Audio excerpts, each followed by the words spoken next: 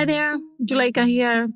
Before we get started, I want to invite you, yes, you, to be a guest on the show. If you're an adult and a child of immigrants, and they could be from anywhere in the world, really, I'd love to talk to you about the conversations that are necessary but challenging, especially right about now. So whatever you're all getting into, I want to know about it. Politics, money, holidays, marriage, kids, everything. So send me an email directly at Juleka@Lantigua-Williams.com and we'll get you on the show. I can't wait to hear from you.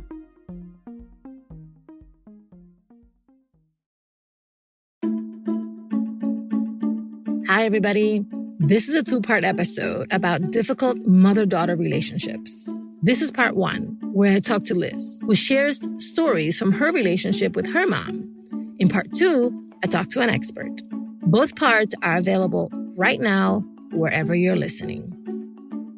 Liz is Mexican-American, and she grew up in Los Angeles in a strict Roman Catholic family. Growing up, she was often afraid of her controlling and emotionally distant mom, who seemed to always be suspicious of Liz's behavior. As an adult, Liz has begun to question how her mom raised her. And now that she's thinking of having children, Liz worries she may not have the right instincts to be a good mom. Let's get into it. My name is Liz. I am from Los Angeles, born and raised. I am first generation Mexican-American. My parents are from Durango, Mexico. Currently, I call my mom Madre and I call my dad Daddy. Middle school, high school is when I started just calling them mom and dad. And then until recently, where I feel like we're getting a little closer, different era in my life now. I called my mom Madre because a lot of what she says to me, I'm like, ay, madre mía. And then my dad just became Daddy over the times. My sister and I call him Daddy. They bought a house in Linwood, California in 1989, the year that I was born. It was great growing up in that neighborhood, lots of kids. I have very good memories, but I also have the memories looking back like, oh, we lived in an inner city. Oh, this happened around our neighborhood that my parents really don't like talking about. I remember gunshots. I remember lots of yelling. I remember lots of sirens. And because of all that, a lot of what my upbringing was like makes sense. Very sheltered life. I now believe that the fear that my mother had and my parents collectively maybe had about what kind of dangers there were out there, they didn't want us to fall into that. And they did everything possible. But they used fear to keep us sheltered, to keep us from getting in trouble. So my whole life, if I got in trouble or if I ever did anything wrong, I felt like I was going to be sent away to Mexico or to somewhere. But I lived in this fear and I believed it. The neighbors next door, very different family, all girls. The youngest of the 5 sisters was my age. A lot of them, got pregnant at 16 and then got into drugs, unfortunately. And my parents are godparents to the youngest. So we were very close to that family, and I was very close to Gabby growing up. And I think because of having that firsthand witness of what is possible, even in this neighborhood that they work so hard to buy a house in and etc., I think that's what started a lot of it. That family and our family went on completely different paths as I got older, especially in high school. I was an honor roll AP student and I college bound. My parents' education instilled education is the most important thing. So they made sure my path was as clear as possible. They created limitations and used fear as part of their discipline, quite literally not letting us out, not letting us socialize outside of school. If it wasn't related to school, we weren't allowed at all. Don't even ask. So no sleepovers ever. No parties anywhere, even if parents were present. Nope. And then beyond that, privacy was not something that existed. My mother, for some reason, she would read my diaries, my journals. She'd go through our trash. She'd go through our drawers just to find something. And whenever there was nothing to be found, she would still act, mad and angry with us. But it was that fear that we knew that we could never get away with anything, right? And we knew that. So we wouldn't even try. Going into high school, this continued. Going into college, when I still lived at home, this continued. I wasn't allowed to drive by myself until I was 21. And even then, my mom would follow me to school to make sure that I was going to class at 21, 22 years old. I wasn't ever allowed to go on a date. If I had a boyfriend, they had to come and see me, and we hung out on the porch. And then they had to leave by sundown. So we hardly got to hang out during the winter months. I have an older brother. As much as my brother tried to defend me, he was always put into his place by my mom and always told, this doesn't concern you. Same thing with my dad. And all he would do is, after my mom would yell or whatever, and I would be left in my room feeling as low as possible, he'd come in and essentially just beg me to just find some way to forgive her and to just be at peace as much as possible. How could I believe, it wasn't even a thought in my mind, how can I believe that their behavior as parents was actually damaging me or causing me harm rather than good? Because they loved me. They wanted the best for me. They have always done everything for us. So it's no wonder that a lot of my younger adult years, I felt like I have failed them in many ways, just by me trying to be myself, by not meeting the typical expectations on going to college for a proper career. I pursued art history. They really did not understand what I was going to do with art history. I think once I really started surrounding myself with people that were giving me different feedback from what my parents were giving me. I meet another fellow student that is my age and lives by herself or has 5 roommates or something, but she's not at home anymore. Like, wait, that's possible? Once I started seeing and talking to others and really believing that there are other people in the world that I can learn from, then I started opening my mind and heart to other things. I left home after a very heated fight with my mom. I had gone to a gallery opening. I was networking in a career I have chosen. My parents, again, did not understand the value of that. But I was going to stick to my guns and I was going to do what I knew I had to do. I got home a little later than expected. And by late, I mean around 10:30. And my mom lost it. It always surprises me when this happens because it's not normal for someone to react in this way.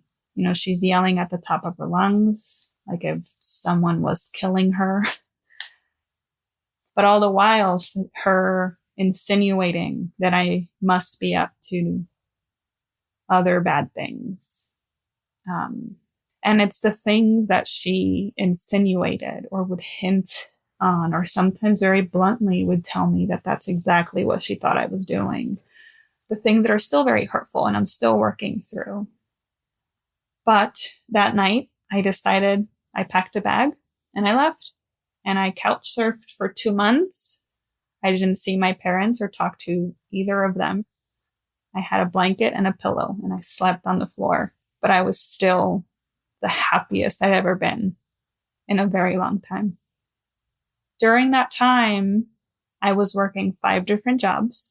I was still going through all of my thesis classes in college.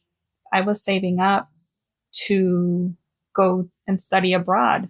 This thing I've always wanted to do, but I did it. I saved up all that money. I didn't even tell my parents that's what I wanted to do because they would have very strong opinions against it.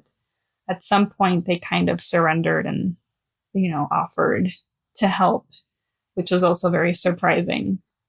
They, I think, started seeing a different side of me that they had never seen before. A fighter.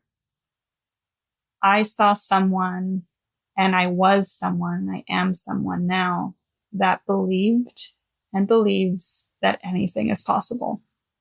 The great thing is I wouldn't believe that if it weren't for my parents. Because of the hard work I knew they were doing. My dad getting up at 3 a.m. every day for 40 years to go to the same job for the same shift at the diner. And my mom working her butt off. I feel very fortunate and lucky for all the work I've put into my growth, going through therapy and all kinds of stuff to understand why my parents are the way they are as much as I can. But once I realized that there was no possible way for them to provide something that they were never given, once that dawned on me in my early adult years, I started feeling a sense of relief, and I was finally able to go forward with my life rather than feeling obligated to do things for them, to make them proud. I am thinking about becoming a mom. I've been married now for 1.5 years, almost 2 years.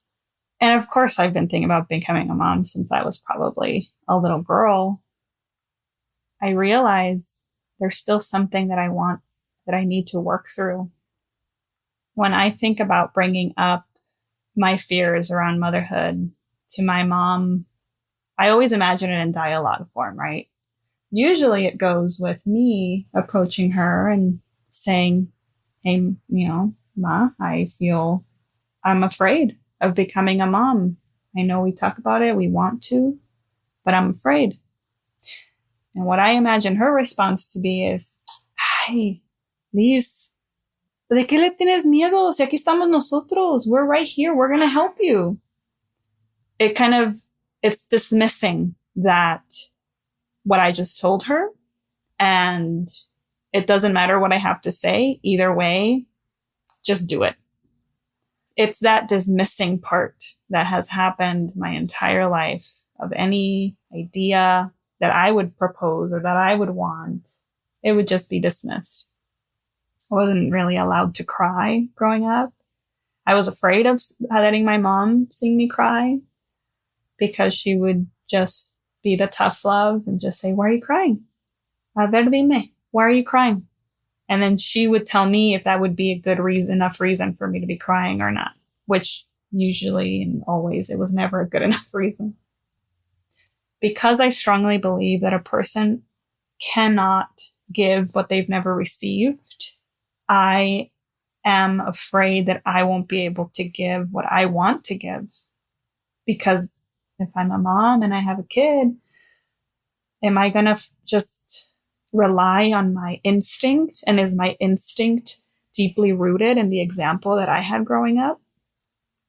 And if so, then that's not good in my head.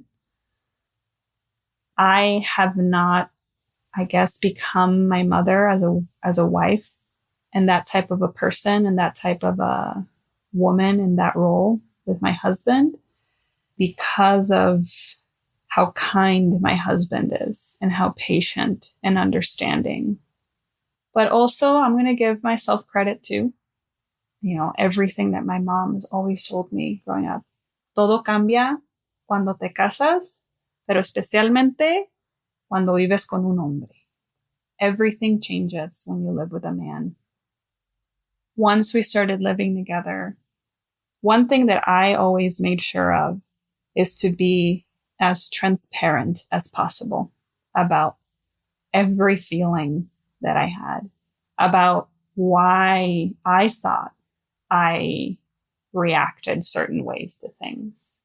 Every behavior has a root somewhere in my past.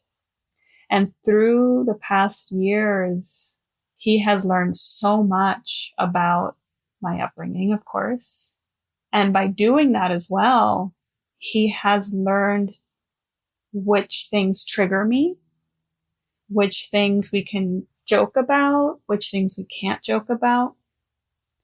His family is very different from my family in the sense that his family is very huggy. His parents, both mom and dad, give me a big hug.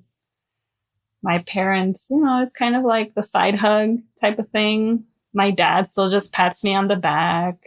Having that example as well has allowed me to see that it's possible to be very expressive of one's love for each other in a family.